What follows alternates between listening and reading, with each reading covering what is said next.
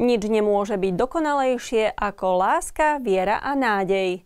Aj o tom je projekt pomoci človeka človeku. 2. októbrový pondelkový večer sme sa zúčastnili uvedenia do života projektu Galérie neurológie od Tatier k Dunaju s podtitulom Ľudia ľuďom. Bude liečiť dušu.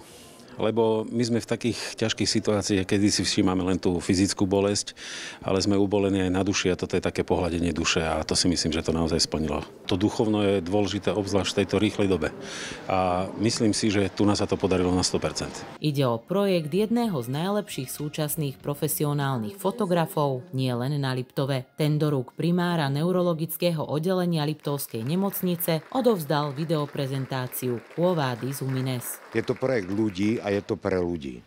Už sám názov, alebo samotný názov hovorí o tom, že je to galéria.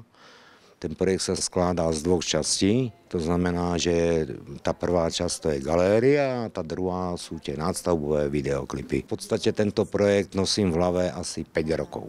Ja som ho chcel urobiť na pôde celej nemocnice, včetne aj prilehlého parku. Len bohužiaľ počas 5 rokov sa mi nedalo vyslyšenia tých kompetentných.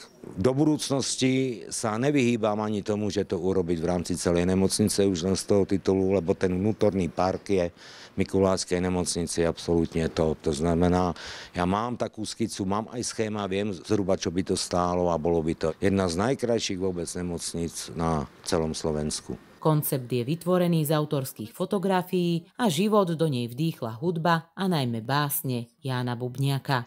Aby na blížneho nepoložil som svoju nohu. Pretože keď ublížiš človeku, to akoby ublížil si Bohu. Vnímam to na viacerých úrovniach. Tá najdôležitejšia emócia je vďačnosť. Veľmi si vážim, že jednak autor projektu, pán Špimra a pán Bubniak vôbec prišli s touto myšlienkou a hlavne, že boli schopní dotiahnuť do konca.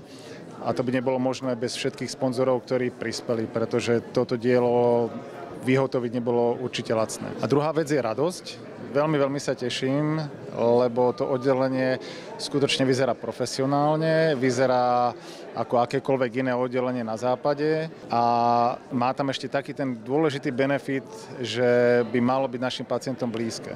Pretože na tých stenách visia obrazy toho, čo väčšina našich pacientov miluje, a to je príroda Liptova. Lekár lieči, pohľad na krásno by mal pomôcť uzdravovať, a my teda želáme, aby chorým tento projekt pohľadil dušu. Pre televíziu Liptov Zuzana Mikušová.